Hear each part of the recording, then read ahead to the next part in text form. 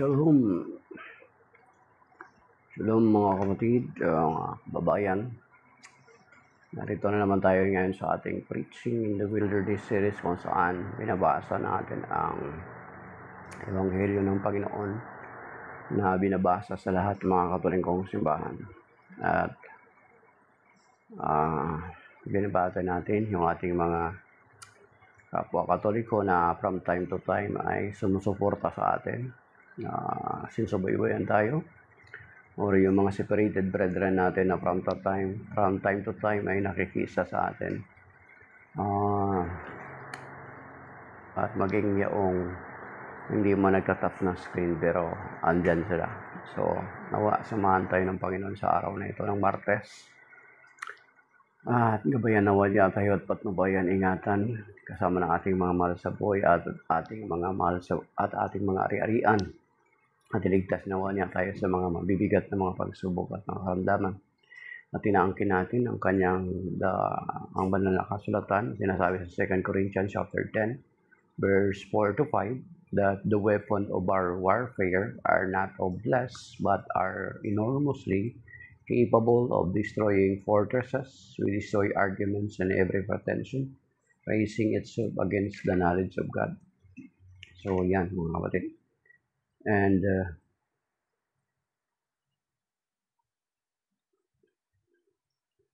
gospel of the day is taken from the gospel according to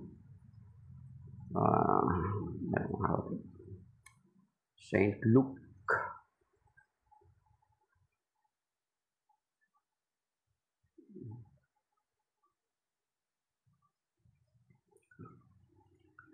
Saint Luke chapter 12 chapter 6 verse 12 to verses 12 to 19. Glory to you, Lord.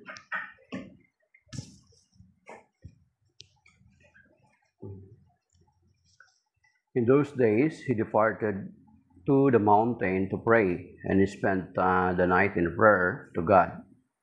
When day came, he called his disciples to himself, and from them he chose 12, whom he also named apostles: Simon, whom he named Peter, and his brother Andrew, James, John, Philip, Bartholomew, Matthew, Thomas, James the son of Alphaeus, Simon who was called Zealot, and Judas the son of James, and Judas Iscariot, who became a traitor. And he came down with them and stood on a stretch of level ground. A great crowd of his disciples and a large number of the people from all Judea and Jerusalem and the coastal region of Tyre and Sidon came to hear him and to be healed of their diseases, and even those who were tormented by unclean spirits were cured. Everyone in the crowd sought to touch him, because power came forth from him and healed them all. The Gospel of the Lord. Praise to you, Lord Jesus Christ. Ayan, mga kapatid. Okay. So, makikita natin sa Ebanghelyo na ito yung pagtawag ng Panginoon ng kanyang mga alagad. But prior to that is umakyat muna siya sa bundok para manalangin. Ibig sabihin, para bang dapat pala na in every decision na ating gagawin or ginagawa, dapat talagang makipag-ugnayan muna tayo sa Diyos. Manalangin tayo, humingi tayo ng gabay, di ba mga kapatid? Kasi makikita natin dito mismo ang ating Panginoon Jesucristo nagpapakita sa atin ng halimbawa na dapat nating tularan sa ating pagdedesisyon. Katulad nga sinabi ni Saint Paul doon sa 1 Corinthians chapter 11 verse 1, be imitators of me as I imitate Christ. So, ibig sabihin, dapat nating tularan ng ating Panginoon Jesucristo. At sinasabi nga ng kawikaan in Luke Proverbs chapter 16. Tingnan natin kung Tama yung recollection ko. Sabi dito sa Luke chapter 16, mga kapatid,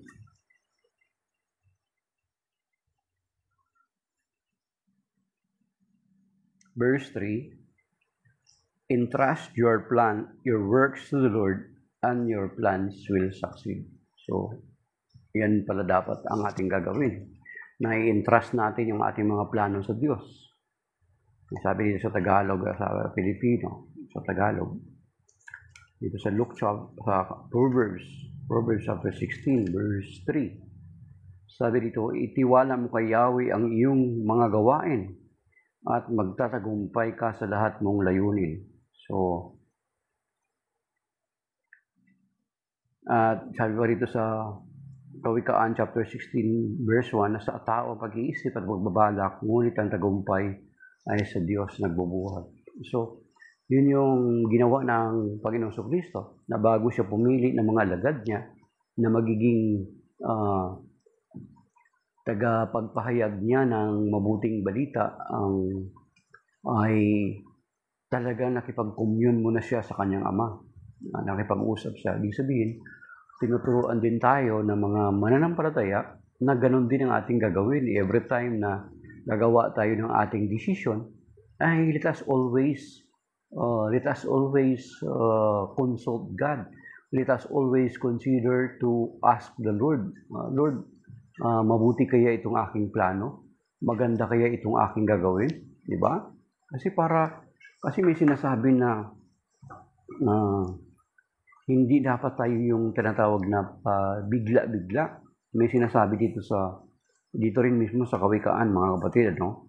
Meron sinasabi dito sa Kawikaan chapter 3, especially sa mga kabataan, kuminsan, lalo na sa atin, mga kabataan, kuminsan, di ba, kapag may mga kabataan na nakapag-aaral na, ay hindi na sila magtatanong sa kanilang mga magulang kasi they are thinking that they know everything. Marami na silang alam. Ganun yung kanilang pag-iisip. Kuminsan, lalo na kung yung mga magulang nila hindi naman nakapag-aral, kuminsan, when it comes to decision, they are just making a decision without consulting first their parents. Di ba? Pero kapag magkaroon ng problema yung kanilang mga decision, ay, of course, damay pati ang mga magulang. Yan. Sabi niya kasi they are thinking they know everything. Kumbaga, so parang self-reliant na sila. Kumbaga, so parang sinasabi nila na kumbaga, yung tinatawag na westernized culture, mga hindi independent na ako, westernized na. Sabi dito, yung basta-basta nalang gagawa ng isang bagay without considering to consult the Lord.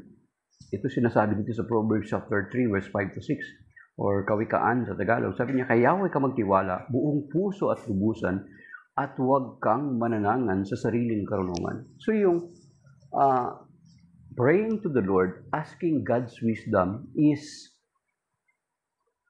isang pagpapakita at pagpapakita na kinikilala mo yung sovereignty, yung power ni Lord. Diba? Yan yung isang uri ng pagpapakumbaba sa Kanya. Sabi dito, kay Yahweh ka magtiwala, buong puso at lubusan, at huwag kang mananangan sa sarili mong karunungan. Yun nga, nasabi natin kanina, na may mga anak, minsan, since na yung mga magulang nila hindi nakapag-aral, it seems na kapag magdidesisyon na sila sa kanilang sarili, they are not anymore consulting their parents, mga kapatid. Basta-basta na lang sila gagawa ng isang decision na hindi nila napagnilayan, na ipagdasal, walang discernment, walang prayer, walang basta na lang sila gumagawa ng mga bagay without first consulting the Lord or their parents. Di ba? And then verse 6, siya ay sangguniin sa lahat mong mga balak at kanya kang itutumpak sa lahat mong lakad. Okay? So, di ba? Trust in the Lord with all your heart and lean not on your own understanding.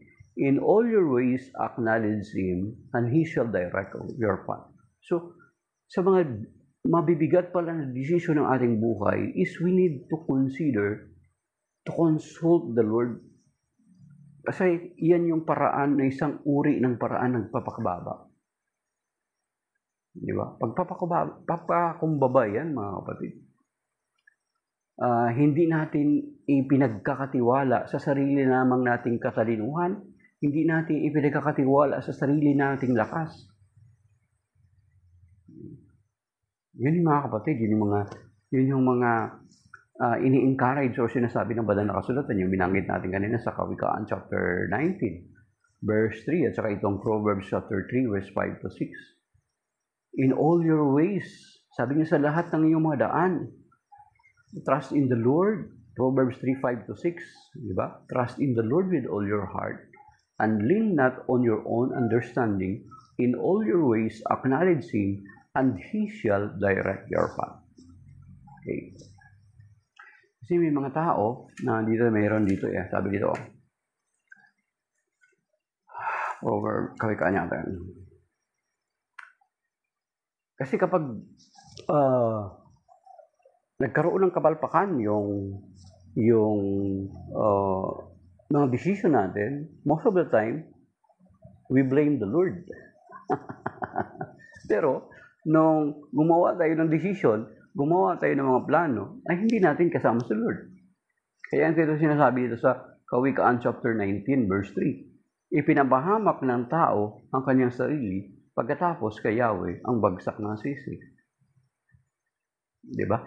So, we made a decision without first praying to the Lord, without first asking God's wisdom and guidance. Lord, give me wisdom. Tama ba itong plano ko? Tama ba itong decision ko? That is humility, mga kapatid. And the Lord, sa Ebanghelyo yun, ipinapakita niya sa atin na before He chose His 12 apostles, He prayed overnight. He communed with His Father overnight. And so very consistent ang Panginoon. And then dito, balik tayo ngayon dito sa ano. Then, tumawag siya ng kanyang mga lagad. At yun nga, sina Mateo para ang suguin or apostolos, ang kanyang mga apostolos or apostles na isinugo para magiging katuwang niya sa pagpapalaganap ng paghahari ng Diyos dito sa lupa. At kung makikita natin, mga kapatid, na itong 12 na ito ay sila yung hinirang ng Panginoon, sila yung binigyan ng hinirang at binigyan ng kapangyarihan. At makikita natin dito na binanggit ang unang pangalan ni San Pedro sa mga Hudyo, or maging sa atin, maging sa panahon natin noon, or maging sa noong unang panahon dito sa atin, is kahit dun sa paghalimbawa sa lamesa, kakain or upo, ang laging makikita dyan sa mga, makikita natin dyan sa mga magulang, kung sino yung panganay, yun yung kasunod na katabi ng magulang. And then hanggang sa bunso. Dito sa kanilang kaugalian, makikita natin na kahit dito si San Lucas sa kanyang pag-mention ay pangunahin si San Pedro. Hindi dahilan sa maaring mas matanda si San Pedro sa kanila. But, sapagkat kung titingnan natin, si San Pedro ang hinirang ng Panginoon na magiging pinuno ng mga apostol. Di ba? So we cannot deny that. Kaya kung babasahin natin lahat ng mga synoptic gospel, lahat ng parallel nitong mga readings na ito, makikita natin na si San Pedro lagi kapag i-mention yung ang pangalan ng mga apostol, lagi siyang nangunguna. It is not because he is matanda, but because ang Panginoon Kristo ay hinirang siya na maging pinuno or servant of the servants. Parang kumbaga parang servant leader siya. Siya yung servant leader ng kanyang mga alagad. Di ba? Makita natin yan. Lahat. Siya palagi. Bakit? Kasi siya yung pinihinirang ng Panginoon na maging mamumuno ng kanyang iglesia. Siya yung leader baga. Alam natin na ang Panginoong Kristo ang pastol. Siya yung pinunong pastol. Pero humirang pa siya nitong mga 12 alagad na magiging kaakibat niya ring pastol. Magiging pastol din ang kanyang kawan, mga kapatid. Diba? Hindi pinalitan ni San Pedro or inagaw ni San Pedro ang rule ng Panginoong Kristo. Ang kawan na pinangangalagaan ni San Pedro ay sa Panginoong Kristo, hindi kay Pedro. Remember that, Kasi kung minsan parang kino-confuse ng mga separated brethren natin na ang Santo Papa, na successor ni Saint Peter, actually hindi ang nagpalabas nitong titulo na ito is ang mga Seventh-day Adventist. At pinakalat nila ito na nakalagay daw dito sa mitre or sa crown of Pope. Pero kung nasasubaybayan natin si Brother Wendell Talibong, ito po yung expose na ito'y gawa-gawa lamang ng miyembro ng Seventh-day Adventist at nilagyan niya ng title na Vicarius Peli Dei. Pag sinabing Vicarius Peli Dei, ang kahulugan daw sa kanila is substitute of Christ. Ang Pope daw is substitute of Christ. Pero according sa mga apologists natin sa simbahan, never gumamit ng titulo ang Santo Papa na Vicarius Peli Dei. Yung kanilang pagbibigay ng meaning is mali actually. Pag sinabing Vicarius Peli Dei, pag sinabing Vicar, kahit sa atin, sa mga diocese natin, madali natin maintindihan, lalo na kapag sa diocese natin, di ba may bishop, may tinatawag na Vicar Bishop. Pag sinabing Vicar Bishop, katulong, katuwang. So, hindi substitute. Vicarius, nilagyan nila ng title na Vicarius Peli Dei na Seventh-day Adventist, pero wala talaga siyang title ang Pope na gano'n, na Vicarius Peli Dei. Okay?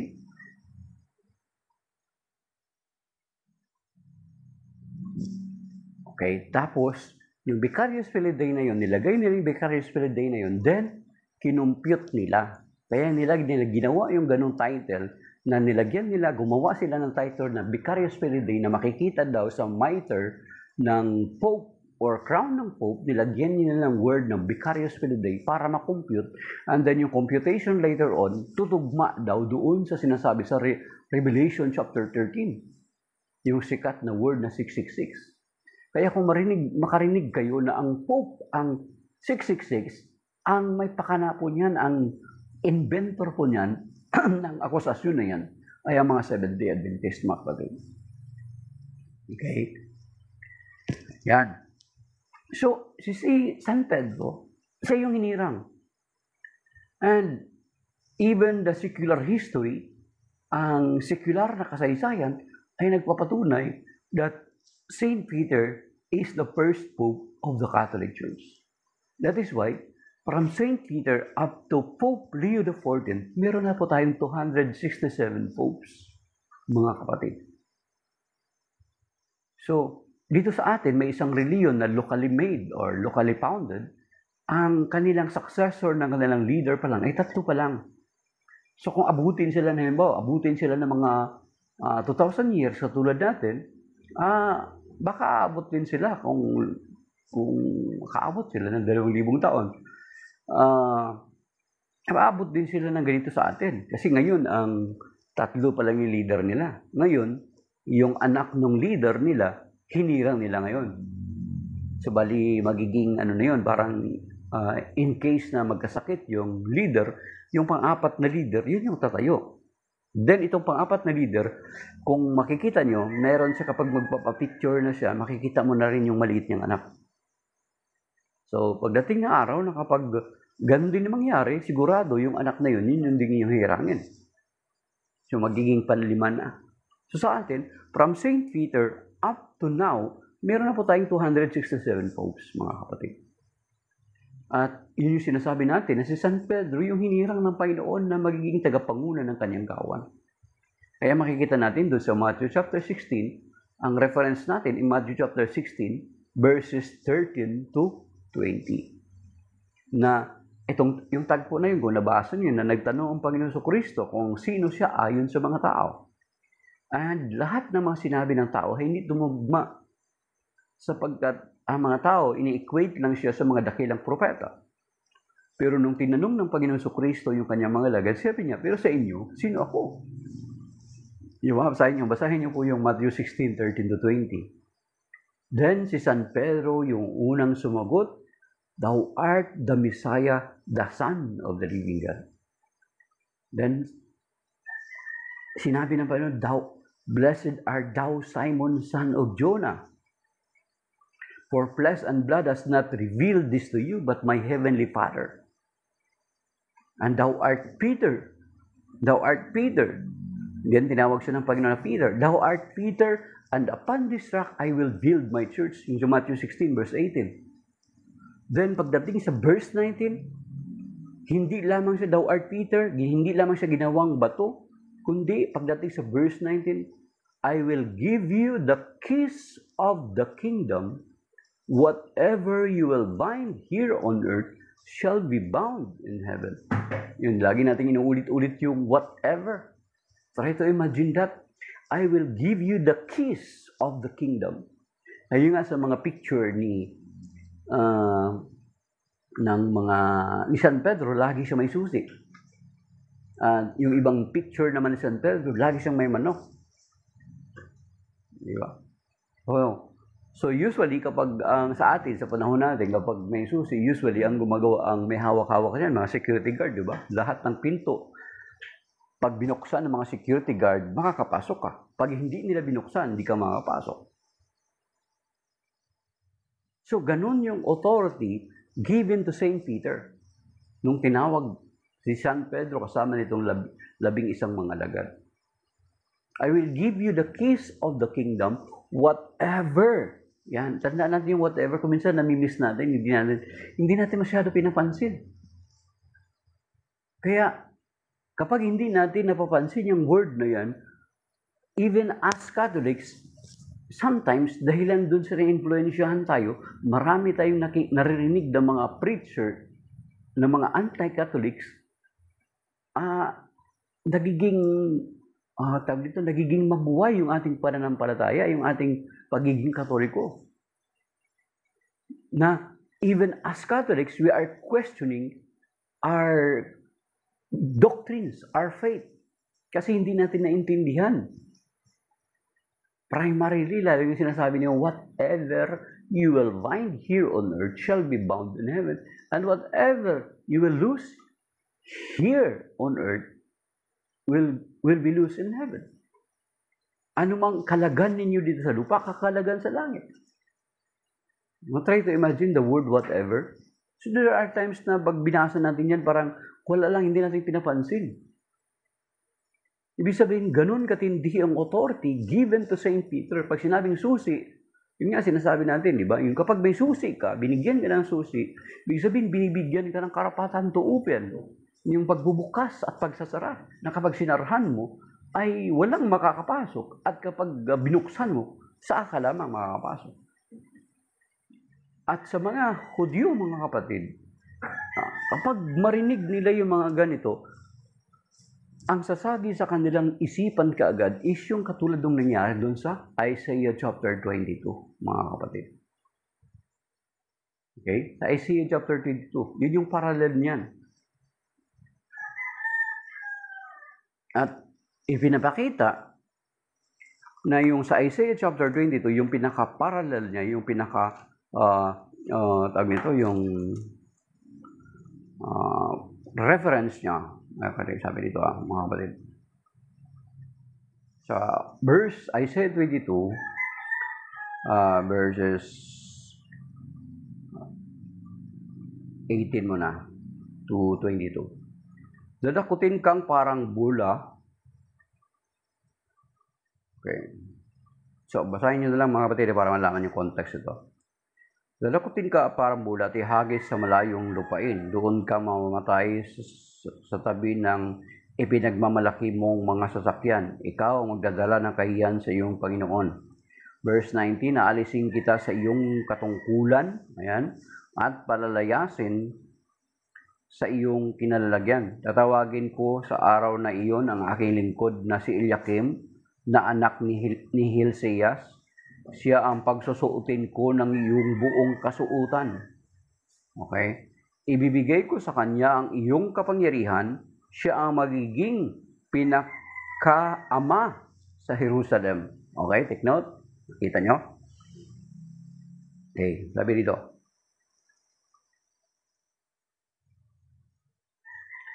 Ibibigay ko sa kanya ang susi ng bahay ni David. Ang kanyang buksay walang makapagsasara at walang makapagbubukas ng ipininid niya. So you see, that was the authority given to Saint Peter. Na kung ano yung kanyang buksan, ay walang makapagsasara. Because he holds the key, he holds the authority. So, binanggit ito ng Panginoon, malinaw yan sa mga Hudyo, mga kapatid. Na parang, kumbaga, parang si San Pedro, ginagawang prime minister. Prime minister ng Panginoon. Actually, kung titingnan mo, prime minister talaga si San Pedro. Kasi pangunahin eh. Prime. Pag sinabing prime, di ba? Primera. Prime. Primera, Espanyol, di ba? Espanyol ba yun? Primera klase. Prime. Minister. Pangunahing ministro. Pangunahing lingkod. At makikita natin yan sa lahat sa mga gospel ng mga writings. Every time i-mention ang pangalan ng mga apostol, lagi siyang nangunguna. So siya yung primary. Yung tinatawag na primacy of Peter. Pangunahin, pagiging pangunahin ni San Pedro, mga kapatid. Okay? So, ganun katindi yung authority given to Saint Peter. At makikita natin na ang Panginoong Jesucristo na along the way, yan, di ba? Hey. Ay lang.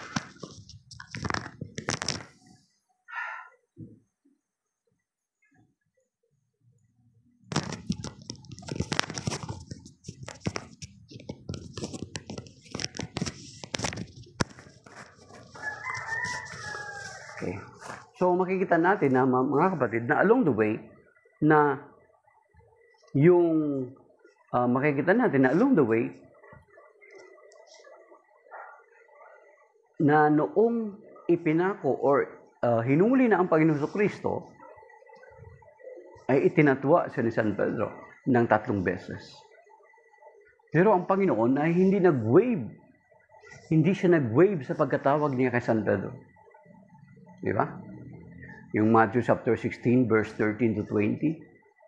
Kahit ganun ang nangyari, pagdating noong after the resurrection of the Lord, muli niyang pinagtibay yung, kumbaga parang nire-reaffirm niya, kino-confirm niya yung pagkatawag niya kay San Pedro, mga kapatid. At yun yung sinasabi niya doon sa John chapter 21 verses 15 to 19. Makikita natin doon na inulit, kumbaga parang di ba, nung tagpo na sila nag-uusap, tinanong siya ng Panginoon, Pedro, mahal mo ba ako? Dito sa John chapter 21, verses 15 to 19.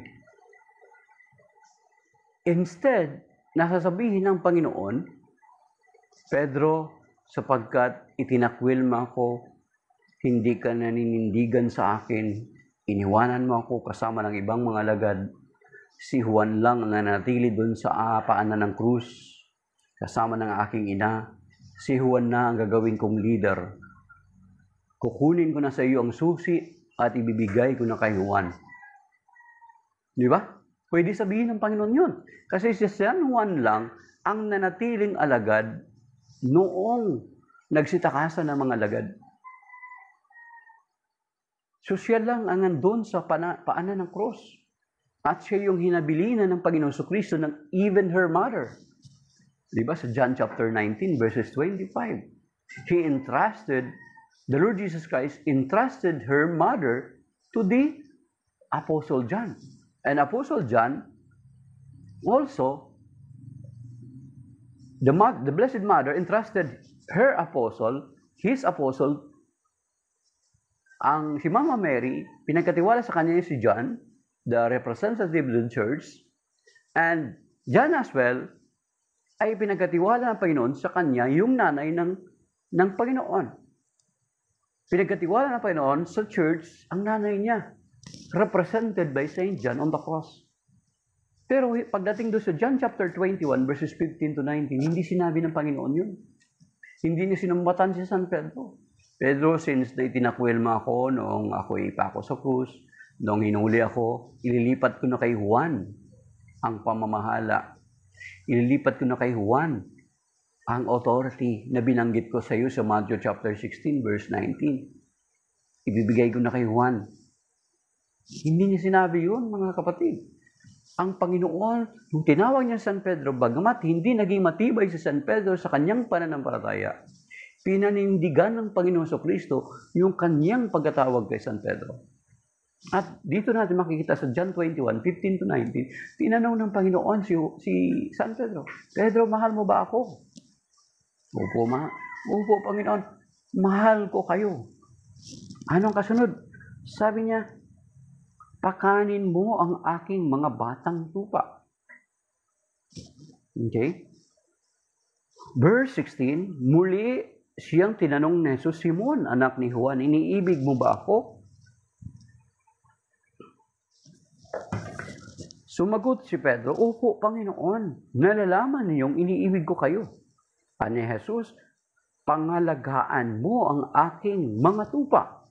Ayos pangalagaan mong aking mga tupa. Okay.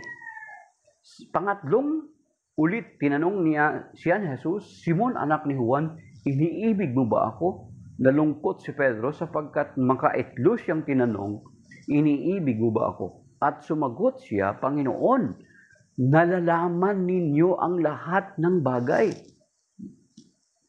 Okay?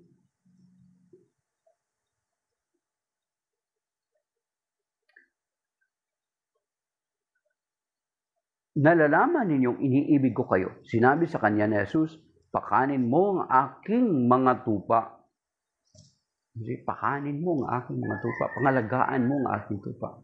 Ibig sabihin, pinagtitibay, hindi siya pinalitan ng Panginoon. Bagkus pinagtitibay ng Panginoon yung pagkatawag sa kanya.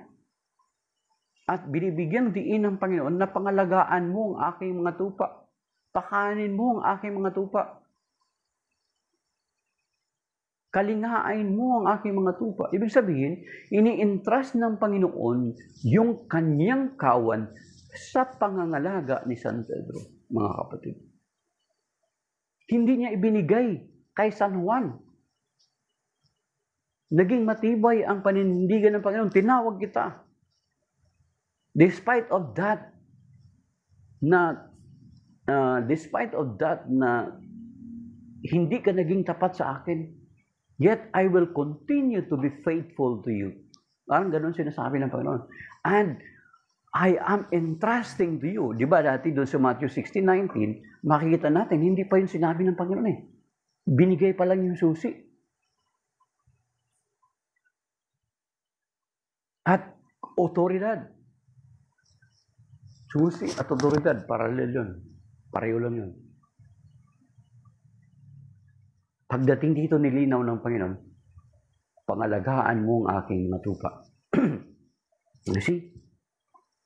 Itong part na ito, itong John chapter 21, 15 to 19, magpapakita ng totoong mabuting pastor ng Panginoong Kristo.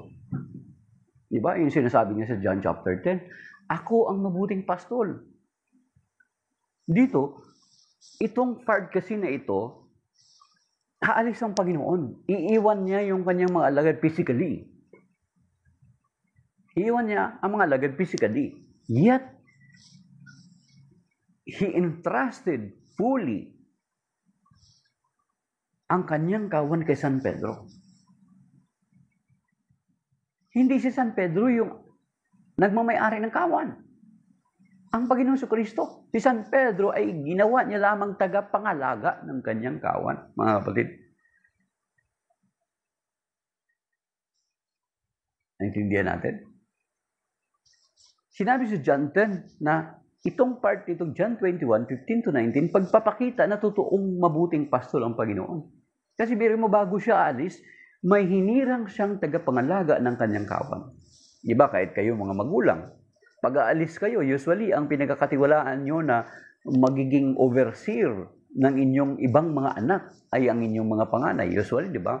O ate, ikaw na bahala sa mga kapatid mo, alis ako. Di ba? Of course, ang nanay, kapag wala ang tatay, ang nanay ang magiging magte-take care ng mga anak.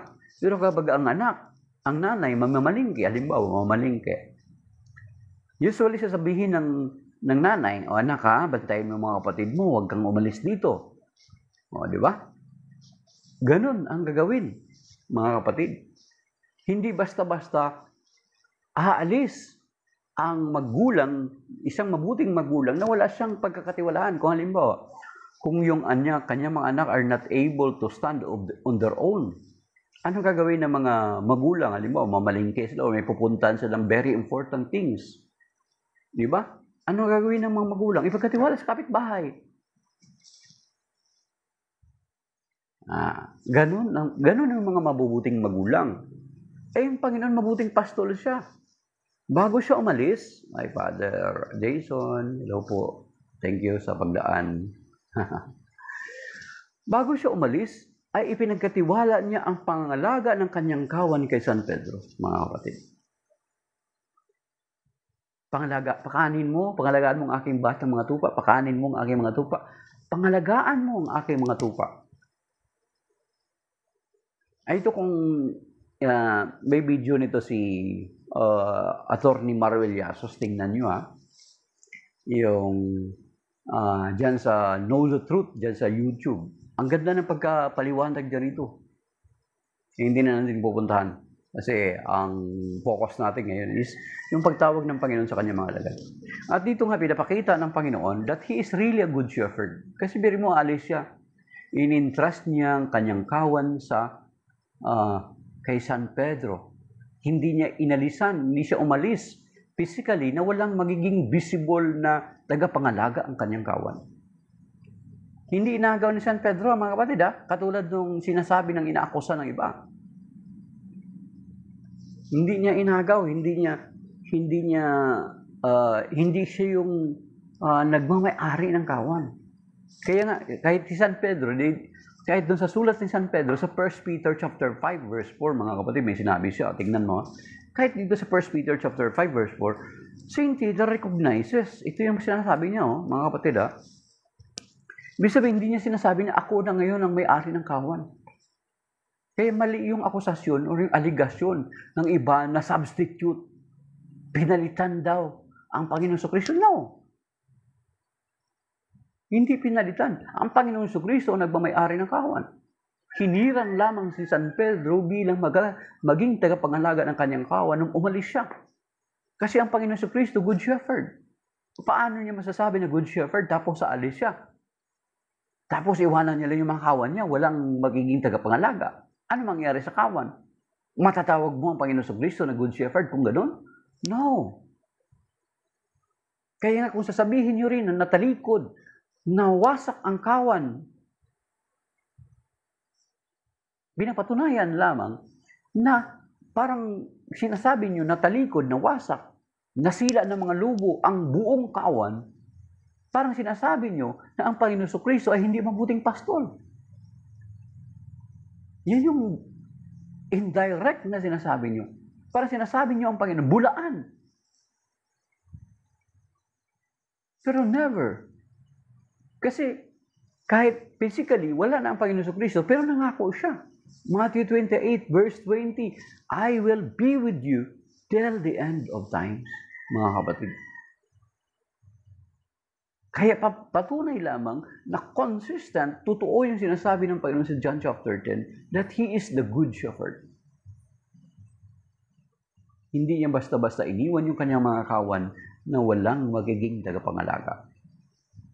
Ito si San Pedro dito. Sa 1 Peter chapter 5 verse 4, sabi niya. Okay? Tino sabi mo ngayon, San Pedro mga kapatid ha. At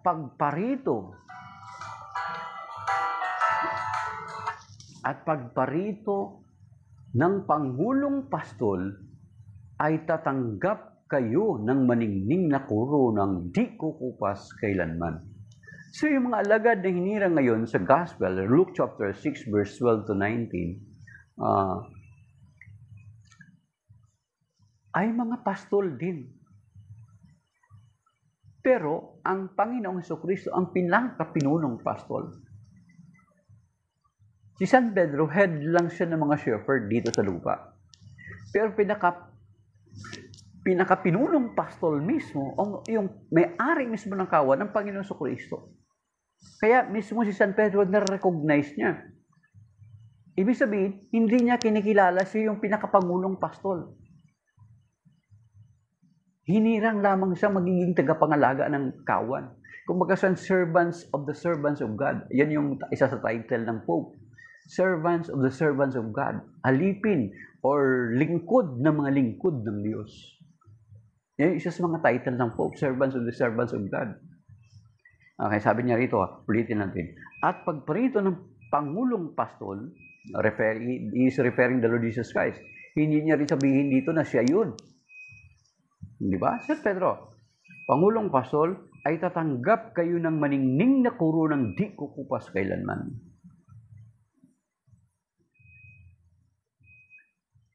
Visible. Siya yung ginawang visible leader dito, Brother Romy. Hindi invisible. Pag sinabing invisible kasi hindi makikita. So, visible leader. Okay. So, kasi yun yung pagpapatunay, Brother Romy, na talagang ang Panginoon Jesucristo ay mabuting pastol. Kung hindi siya mabuting pastol, bahala kayo sa buhay nyo. Di ba? Pero, hinirang niya, despite of the shortcoming of failures ni Saint Peter, yet he continued to entrust his flock to Saint Peter. At ang Panginoong Jesucristo ay pinangakuan niya ang kanyang flock, ang kanyang iglesia, na nasasamahan niya hanggang sa katapusan ng mundo. Yeah. Matthew 28:20.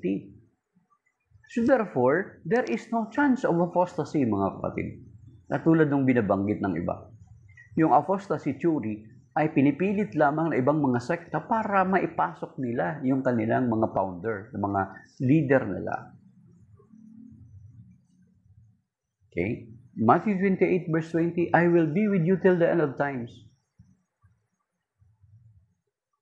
Opo, Brother Matthew, authority, Matthew 69. Di ba? I will be with you till the end of times. And then sinasabi nga doon sa Romans 8:31, if God is for us, who can be against us? Kung kasama natin ang Panginoon, sino makadadaig sa atin? At yan yung sinasabi, Brother Romy, di ba? Yan yung sinasabi doon sa Matthew 16. Verse 18. Karugtong sinundan niya Matthew 16:19.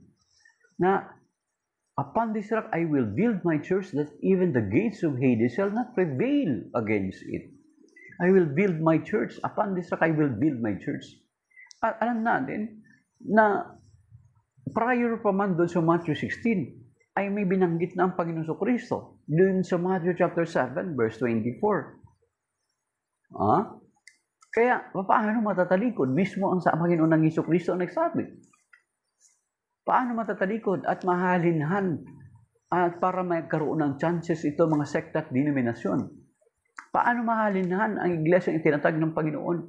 Samantalang sinasabi niya, prior po man yung Matthew 16, may sinabi na ang Panginoon Matthew chapter 7 verse 24. Sabi dito mga kapatid Okay, Matthew 7:24. Okay? Kaya't ang bawat nakikinig at nagsasagawa ng mga salita kong ito ay matutulad sa isang taong matalino na nagtayo ng kanyang bahay sa ibabaw ng bato. Bahay sa ibabaw ng bato, nagtayo ng bahay sa ibabaw ng bato. Ang iglesia ng Diyos, ang simbahan ng Panginoon Jesucristo ay tinawag ding sambahayan, bahay. 1 Timothy chapter 3 verse 15. At dito, sinasabi ng Panginoon, bago man yung Matthew 16 verse 18, ito sabi niya, kaya't ang bawat nakikinig at nagsasagawa ng mga salita kong ito ay matutulad sa isang taong matalino na nagtayo ng kanyang bahay sa ibabaw ng bato. The Lord Jesus Christ established His household, the church, 1 Timothy 3:15. Through Saint Peter, upon this rock I will build my church, that even the gates of Hades shall not prevail against it. O dito, verse 25. Matthew 7, verse 25. Okay? Ulitin natin ha. Kaya't ang bawat nakikinig at nagsasagawa ng mga salita kong ito ay maitutulad sa isang taong matalino na nagtayo ng kanyang bahay sa ibabaw ng bato. Umulan ng malakas, bumaha at binayo ng malakas na hangin ang bahay na iyon, ngunit hindi nagiba pagkat nakatayo sa ibabaw ng bato. So therefore, there is no chance of apostasy because the Lord Jesus Christ established His church on the rock. Then, ito yung Matthew 7:24-25. Then, paano maano? Parang sinasabi nyo na hindi matalino ang Panginoon Jesucristo. Matalino siya. That is why He built His church on the rock. Bumaha, bumagyo. Hindi nakapanaig. Hindi pinapatunayan lamang ng Panginoon Jesucristo na itong Matthew 7:24-25 is parallel to what He said in Matthew chapter 16 verse 18. Then sasabihin nyo, ipilit nyo na natalikod. No way. Hindi po. Kasi kahit doon pa man sa prophecy, mga kapatid, doon pa man sa prophecy, tiktok yun yung prophecy pa lang. Sa Daniel chapter 2 verse 44, mga kapatid, tingnan niyo sa Daniel chapter 2 verse 44. Ano nakalagay dyan sa Daniel chapter 2 44? Prophecy ito, mga kapatid. At kung titingnan natin, kung susuriin natin yung Daniel chapter 2 verse 44, walang ibang tutugma ito, kundi ito'y tutugma mismo doon sa iglesia, doon sa Matthew 16 verse 18. Wala lang iba. The very clear na itong Daniel chapter 2 verse 44, ang fulfillment niya is yung Matthew chapter 16 verse 18. Ay, Mystery of Faith, Ecclesia Catholicos. Okay? Anong sinasabi dito sa Daniel chapter 2 verse 44? Ang context nito, mga kapatid, na naginip si Nebuchadnezzar at ipinakita sa kanya yung vision niya na yung patungkol sa isang napakalaking rebulto na may different components, mga kapatid. And then, naginip siya na hindi maipaliwanag ng kanya mga enkantador. And si Daniel lang na isang Hudyo o isang Israelita ang nakapagpaliwanag sa kanya. At itong explanation ni Daniel. Sa panahon ng mga haring yaon, ang Diyos ay magtitindig.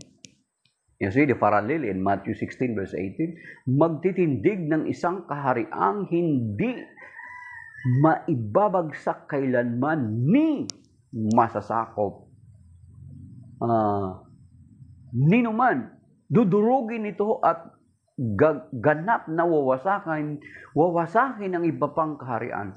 Ano pat hindi na makakabangon ng mga iyon kahit kailan. Ang katulad nito, yaong tipak ng batong dumurog sa ribultong yari sa bakal na bakal, luwad, tanso, pilak at ginto. Mahal na hari, ang mangyayari sa inaharap ay pinapaalam na siya ng dakilang Diyos kung iyan po ang iyong panampalataya, ang iyan po ang iyong panaginip at ang kanyang kahulugan. So may nakita si Nebuchadnezzar na bato na gumulong from the mountain that struck the image and destroyed them. So in-explain this Daniel yung kanyang panaginip. In the lifetime of those kings, God will set up a kingdom that shall never be destroyed. God will set up a kingdom that shall never be destroyed. Ang Diyos mismo magtatayo ng isang kaharian na hindi mawawasak kailanman. Yung sinasabi ni Matthew 16, upon this rock I will build my church. Yung sinasabi sa Psalm 127 verse 1, na sinasabi na maliban na ang Diyos ang nagtayo ng isang sambayan, walang kabuluhan yung itinayo ng isang panday. Walang kabuluhan yung itinayo ng isang tao. See? So hindi siya mawasak, hindi siya masisira. Even prophecy mismo, maging salita mismo ng Panginoon Kristo nagko-confirm. You see? Ano example niyan? Remember, ang mga Kristiyano noon, mga Katoliko doon sa Roma, kaya nga binanggit sila na hinangaan sila ni San Pablo sa Romans chapter 1, verse 7 and 8. Nagagalak ako sa inyong nariyan sa Roma sapagkat ang inyong panampalataya ay balitang-balita sa buong daigdig. At the very heart of the persecutor, at the very heart of the Roman Empire, the very persecutor of the church, mismo na sila rin mismo ang nagpapako. Ang nagpako sa Panginoon Kristo sa krus. Yet, doon mismo ang daming mga mananampalataya. Bagamat tinutugis nila, nagtatago sila sa yungib just to break the bread, yung Eucharist, sa mga yungib, sa mga katakomb. Di ba, later on, na-discover yun. Ano nangyari? Instead na bumagsak ang iglesia yung itinatag ng Panginoon, ano nangyari? Ang bumagsak ng imperyo ng Roma. Di ba? Ano nangyari? Pinanaginip lang si parang pareho nito sila Nabucodonosor.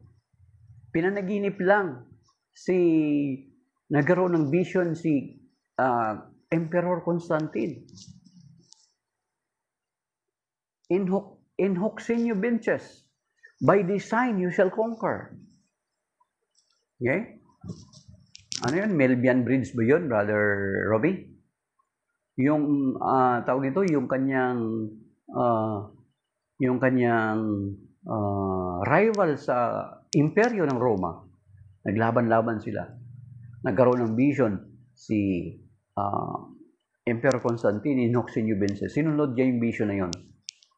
By design, you shall conquer. Kaya anong ginawa ni Constantine? Yung mga flag nila may cross, mga shield nila may cross, mga pati armor nila may cross, pati espada ko minsan, di ba? Parang cross yung hawakan. At nung nagdigmaan sila sa Melvian Ridge, tunay na na-confirm ng Panginoon Kristo, napa-confirm ng vision na totoo yung vision na yon. Nagtagumpay siya laban sa kanyang rival. Kaya't ano nangyari? Na-realize ni Constantine, totoo ang Diyos nitong mga Kristiyano ito. Totoo ang Diyos nitong mga Katolikong ito.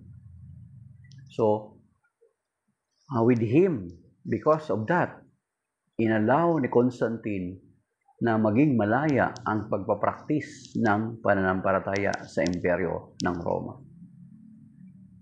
You see?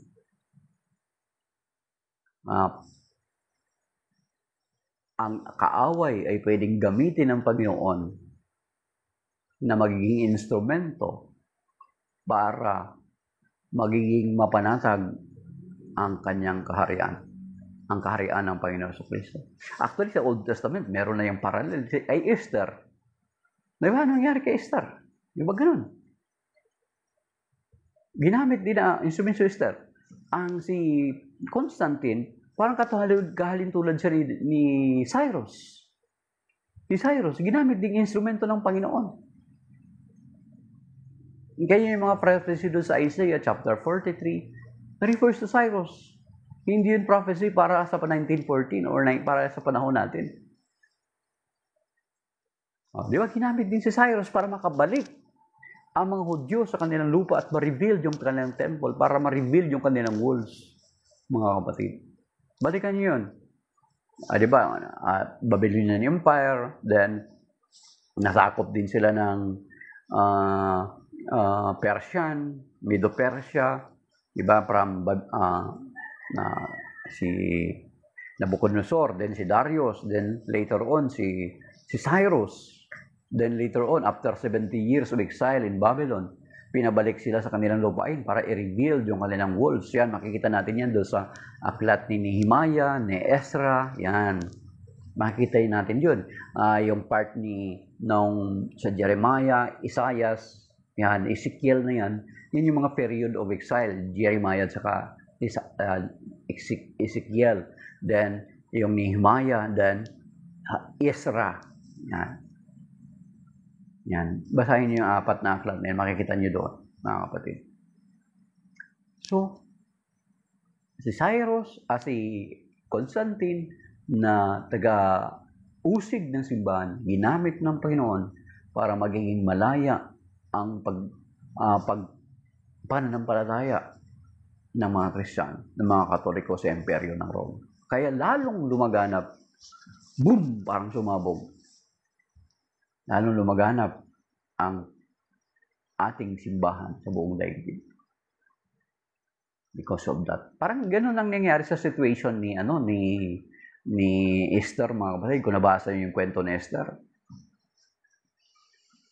They wanted to be annihilated by naging asawa ni Esther na hari. Nakapaperma pa siya ng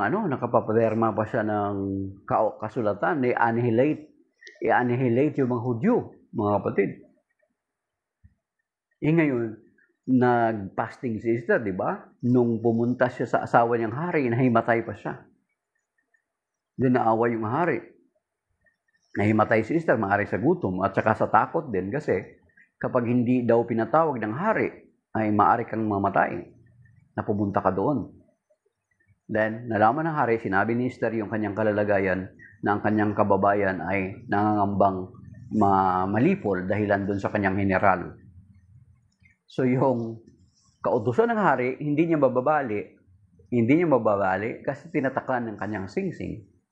So, ang ginawa ng hari, ang asawa ni Esther, ang ginawa niya is gumawa din siya ng kasulatan at tinatakan ng kanyang singsing na they can equip themselves and to confront those who wanted to annihilate them.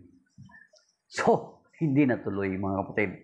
Yung general na nagplot na ma-extinguish, ma-annihilate ang mga Israelita, ay siya pa yung pinabitay ng hari, si Haman. Kung tama yung aking pag-aalaala, si Mardukyo yung tiyuhin ni Esther.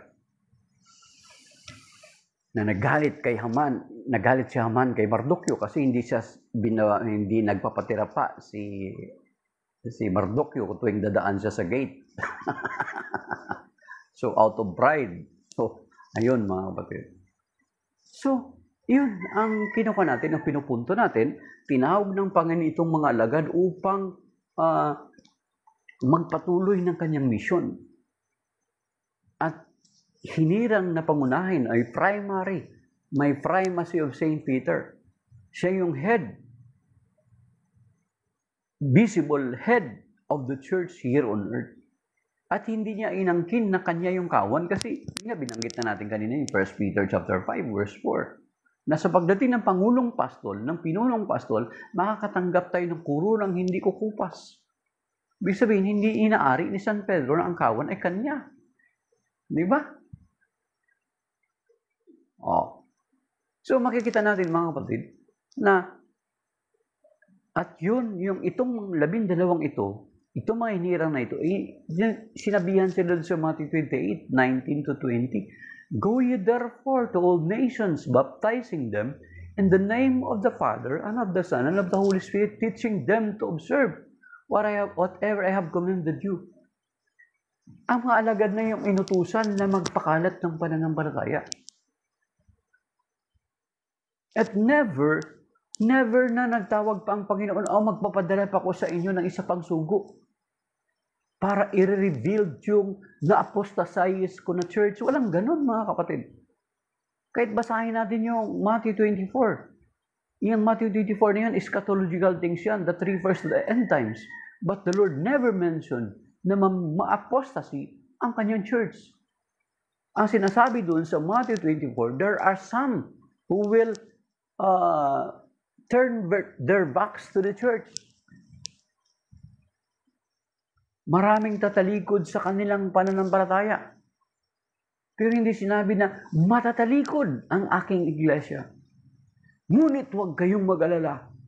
Magpapadala ako ng sugo galing sa Pilipinas. Walang ganon, mga kapatid.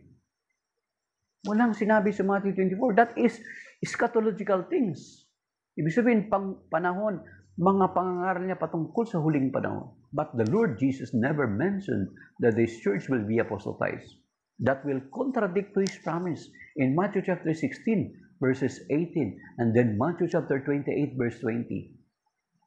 At magkukontra yan dun sa prophecy ng Daniel chapter 2, verse 44. Even doon sa 2 Samuel 7, 13 to 14. I will make His kingdom firm. So kung natalikod, hindi yun firm. Kung natalikod, hindi totoo yung Matthew 16, 18. Hindi totoo yung Daniel chapter 2, verse 44. Kasinungalingan din yung Matthew 28, verse 20. Pero mo, kasama mo ang Panginoong Kristo, siya yung mabuting pastol, tapos hahayaan niya na ang kanyang mga tupa, masisila ang buong kawan, masisila ng mga lubo. Try to think, mga kapatid, differ. Be critical. Iyang sinasabing apostasy theory ay pinipilit lamang ng mga taong ang hangad ay maisiksik ang kanilang leader sapagkat kung hindi nila masabi hindi nila paninindigan yung apostasy theory na yan, ay hindi nila pwede maisiksik yung kanilang leader, mga kapatid. So, anong reference nila? Natalikod daw yung iglesia? Wala po, mga kapatid. Doon sa Matthew 24, ulitin natin, may sinasabi doon maraming tatalikod sa kanilang pananampalataya. Manlalamig ang marami at tatalikod sa kanilang pananampalataya. And then gagamitin nila yung 1 Timothy chapter 4, verse 1 to 3. Kung titingnan natin, susuriin natin, ang sinasabi sa 1 Timothy chapter 4, verse 1 to 3 na ginagamit nila laban sa atin, actually patungkol sa kanila. Anong sinasabi doon sa 1 Timothy chapter 4, verse 1 to 3? Sa huling mga araw. Take note of the word, sa huling mga araw. Oh, sa huling mga araw. Di ba? Ano sabi doon sa Matthew 24:11 and then Matthew 24:24? Maraming darating na mga bulaang propeta. Sa 1 Timothy chapter 4 verse 1 to 3, sa mga huling araw, maraming, take note of the word, maraming tatalikod sa kanilang pananampalataya. Marami. Kaya kung titingnan mo ngayon, lahat ng mga nasa iba't ibang mga sekta na yan, galing yan sa Catholic Church. Tumalikod sila sa pananampalataya. At susundin nila ang magdarayang espiritu. Sino ba yung magdarayang espiritu? Dito sa, mga kapatid, dito sa 2 John, verse 19, mga kapatid. Okay, sa 2 John, verse 19, ito sinasabi. Sino ba yung mga magdarayang espiritu? Sa 2 John verse 19, mga kapatid, ito ang sinasabi. Okay. 2 John verse 9 lang yata yun. Verse 9. Verse 9 na mga kapatid.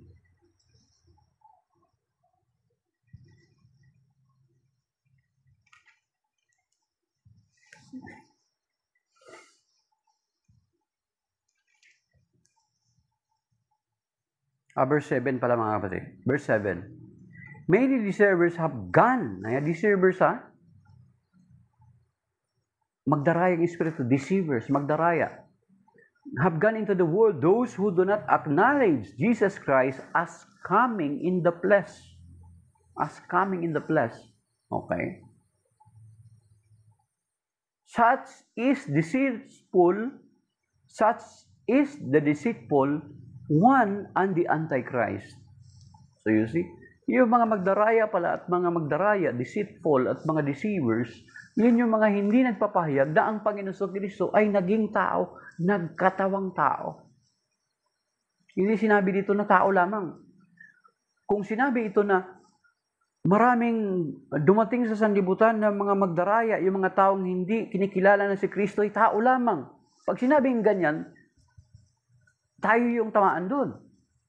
Pero ang sinasabi dito, those who do not acknowledge Jesus as coming in the flesh, dumating sa laman, nagkatawang tao, naging tao. Kaya nga, Philippians chapter 2, verse 5 to 8, magpakababa kayo kay tulad ni Kristo na kahit siya ay Diyos, hindi siya nagpilit na manatiling kapantay ng Diyos, bagkus sinubad niya ang katangian ng pagka-Diyos at namuhay na katulad ng isang alipin. Oo, hanggang kamatayan sa krus.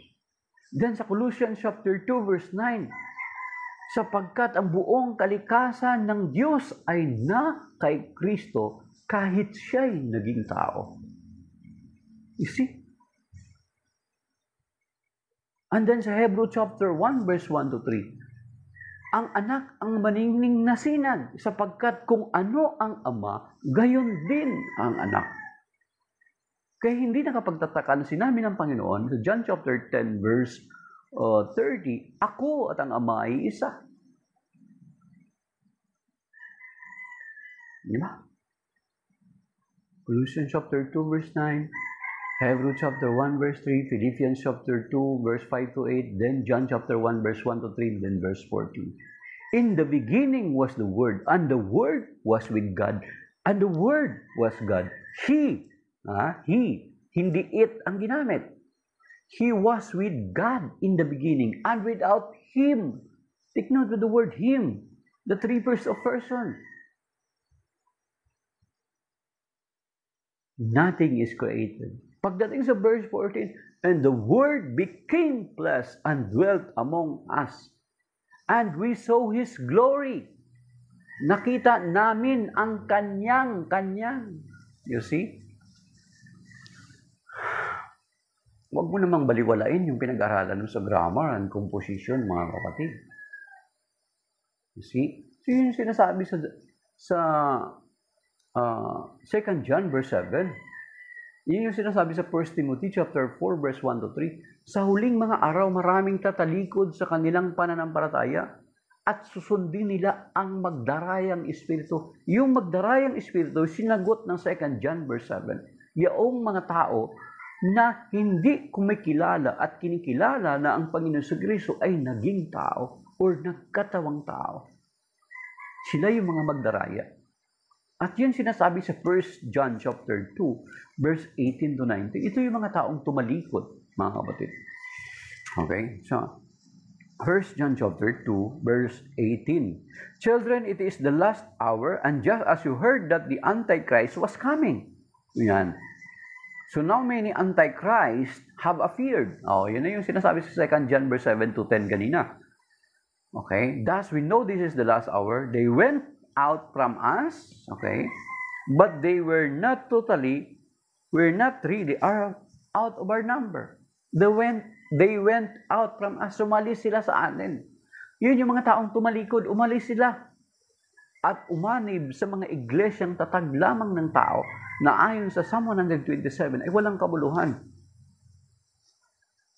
Ba't kaanib doon? Hindi naman natalikod yung iglesia ng Panginoon, hindi naman nasira.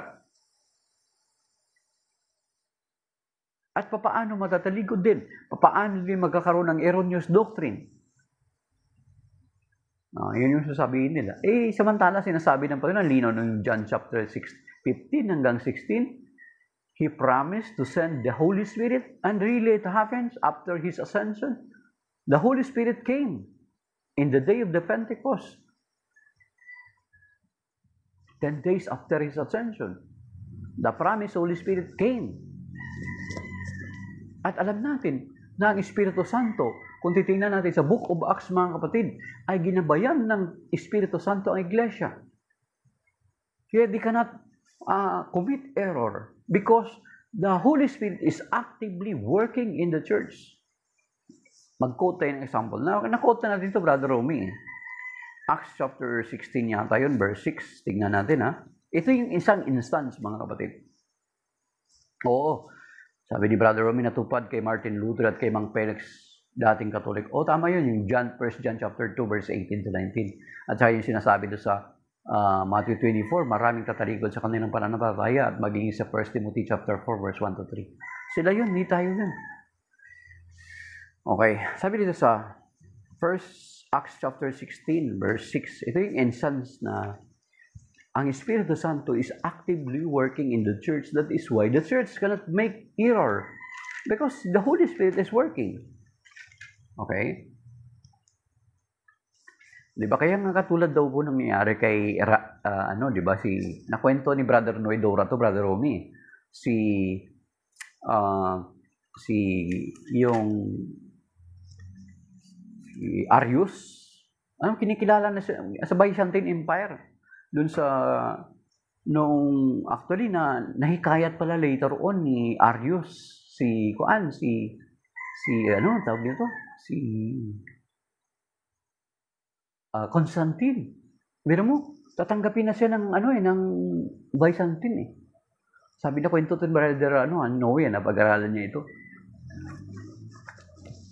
Na atake or namatay bago pa man makapasok sa simbahan si Arius, namatay. Diba? Si Sapphira at saka yung asawa niya, hindi ba namatay dahil sila ay nagsinungaling? Si Arius, sumabog yung bituka nun. Sabi dito sa Acts chapter 16, verse 6, mga kapatid, ito yung isang example. That the Holy Spirit is actively working in the church, so therefore they cannot commit error. Kasi ang Holy Spirit, He will convict the church, He will guide the church. Basahin John 15 to 16. Yun yung mga gawain ng Espiritu Santo. Ang sabi dito, ito example lang, Brother Romy, mga kapatid. Sa Acts chapter 16, verse 6, they traveled through the Phrygian and Galatian territory because they had been prevented by the Holy Spirit from preaching the message in the province of Asia. Verse 7, okay? When they came to Mysia, they tried to go on into Bithynia, but the Spirit of Jesus did not allow them. So you see, the Holy Spirit is actively working in the church. So therefore, yung sinasabi nila, guni-guni na lang yun, na nagtuturo doon ng mali ang simbahan. Anong Espiritu Santo? Mananahimik? No, He will not. He is in the church. He is with the church. Okay, so maybe that is by now, mga kapatid. Shalom. Mahababa na rin yung usapan natin, Brother Ron. Maraming salamat sa 492 likes. Iba dyan, of course. Tawag ito, blood likes. Shalom din sa kahit yung mga hindi man tap ng screen, pero alam natin, nandyan sila. Maraming salamat sa inyo and God bless sa inyo. Samahan na tayo at kapagabayan ng patungyon sa araw na ito. Ingatan nawa niya tayo at iligtas niya tayo sa mabibigat mga pagsubok, mga malulubang karamdaman. Iligtas tayo sa stroke, sa cancer, hypertension, sa kidney failure, at sa malulubang mga karamdaman, maging sa mga disgrasya. Iligtas nawa tayo ng Panginoon. Shalom lahat, mga kapatid. God bless sa lahat ng mga nag-likes.